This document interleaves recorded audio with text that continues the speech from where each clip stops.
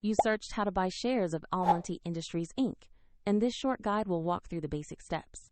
Almonty is a tungsten mining company listed on Xetra with the ticker ALI1.DE, and this is an educational overview, not financial advice.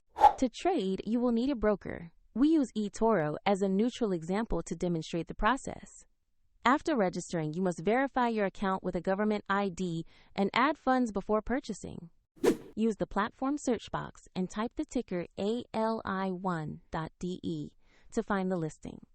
Select the result that matches Almonty Industries to ensure you locate the correct stock.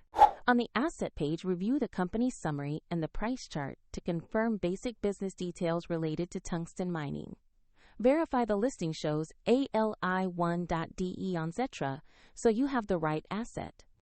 Click Invest or Buy, enter the amount you want to commit, then carefully review the order details before confirming.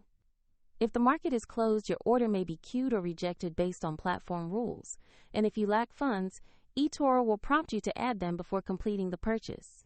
Your new position will appear in your portfolio where you can monitor it over time. A link to eToro is provided in the description for reference.